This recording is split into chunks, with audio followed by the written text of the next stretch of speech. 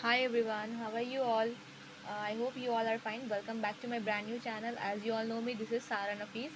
In the last video, I have shown you all that how the question paper of your physical science will be framed in your mathematics examination 2024.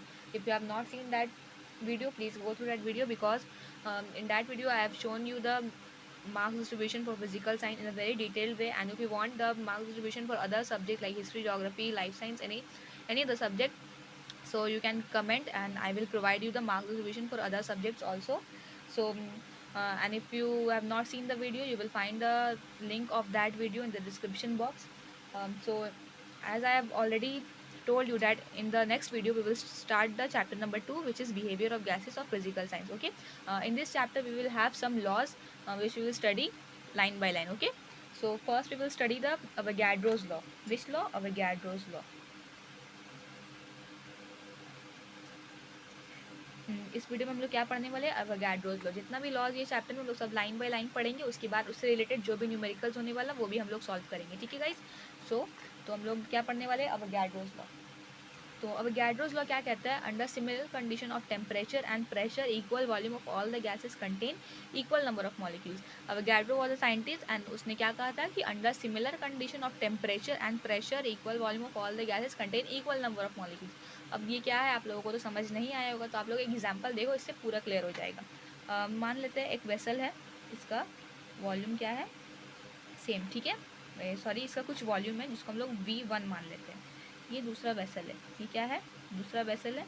इसका volume को हम लोग क्या मान लेते हैं? V2। लेकिन कंडीशन क्या है कि V1 is equals to V2, यानी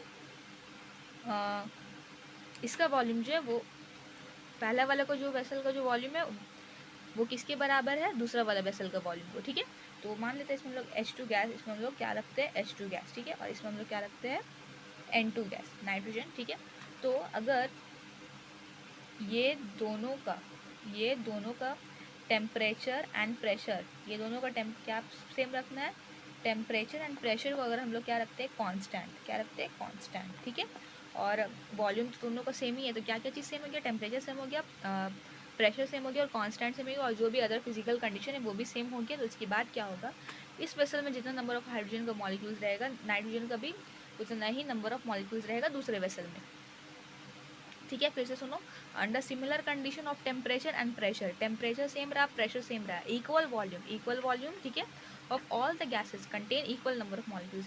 यानी suppose if the number of molecules of hydrogen gas in the first vessel is 100। ठीक है, सपोज क्या सपोज करना है?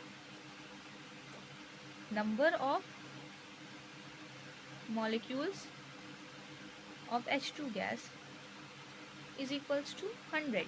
तो क्या हो जाएगा? तो number of molecules of N2 gas भी 100 हो जाएगा। किसके हिसाब से? अवोगाड्रो के हाइपोथेसिस के हिसाब से। ठीक है, तो अवोगाड्रोस लॉ यही कहता है कि under similar condition of temperature and pressure equal volume of all the gases contain equal number of molecules. और एक चीज़, अगर वॉल्यूम बढ़ेगा तो नंबर ऑफ मॉलिक्यूल्स भी बढ़ेगा ना भाई। अगर इस वेसल को आप बड़ा कर दो तो नंबर ऑफ मॉलिक्यूल्स भी बढ़ेगा, अगर इस वेसल को आप छोटा कर दो तो नंबर ऑफ मॉलिक्यूल्स भी घटेगा ना। तो इससे हम लोग को एक चीज़ और क्या मिलता है कि वॉल्यूम जो है वो डायरेक्टली प्रोपोर्शनल है किसका? नंबर ऑफ मॉलिक्यूल्स का। किसके? Number of molecules. वॉल्यूम किसके प्रोपोर्शनल है? नंबर ऑफ मॉलिक्यूल्स का वॉल्यूम प्रोपोर्शनल है। तो ये हम लोग क्या मिल गया? इससे हम लोगों को एक रिलेशन मिल गया। वॉल्यूम और नंबर ऑफ मॉलिक्यूल्स का क्या रिलेशन है? डायरेक्ट रिलेशन है। अगर वॉल्यूम बढ़ा तो नंबर ऑफ मॉलिक्यूल्स भी बढ़ा, अगर वॉल्यूम घटा तो नंबर ऑफ मॉलिक्यूल्स भी घटा। तो यही था अवोगाड्रो का लॉ। ठीक है, अवोगाड्रोस ने यही हम लोगों को लॉ दिया था। एक चीज़ और हम लोगों को मिलता है, तो हम लोग नंबर ऑफ मॉलिक्यूल से एन से रिप्रेजेंट करते हैं। ठीक है, नंबर ऑफ मॉलिक्यूल किससे रिप्रेजेंट करते हैं? हम लोग एन से रिप्रेजेंट करते हैं।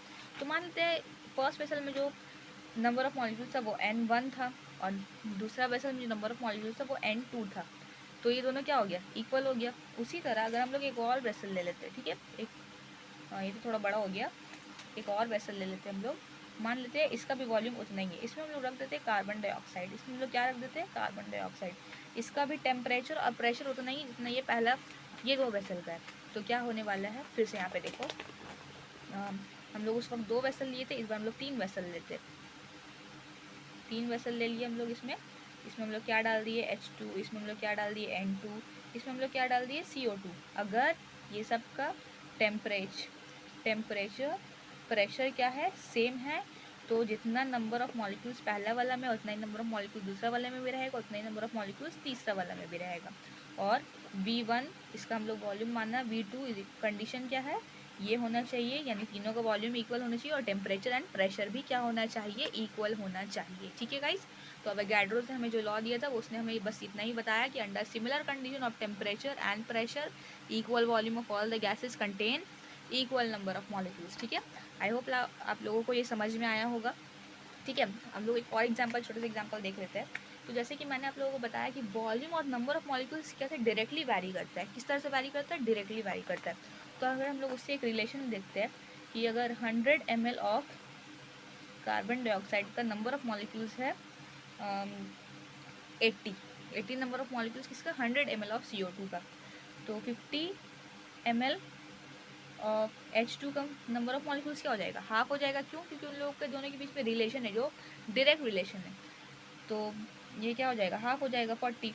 और 25 ml ऑफ N2 में क्या हो जाएगा आपका, फिर इसका भी हाफ हो जाएगा 20, लेकिन 200 ml अगर हम लोग ले लेते हैं SO2 का, तो ये क्या हो जाएगा 160 हो जाएगा ना। ये सब कब होगा, जब किसी भी गैस का टेम्परेचर एंड प्रेशर सेम रहे लेकिन वॉल्यूम बदलता रहे, तो उन लोग इसी रिलेशन से घटेगा बढ़ेगा। क्यों, क्योंकि वॉल्यूम जो है वो वैरीज करता है नंबर ऑफ मॉलिक्यूल से। ठीक है, तो आई होप आप लोगों को समझ में आ गया होगा। तो फिर से बता दे रही हूँ मैं, अगर under similar condition of temperature and pressure equal volume of all the gases contain equal number of molecules. अब गैड्रोस ने बस इतना ही सा बात कहा था, डैट इज़ वेरी सिंपल।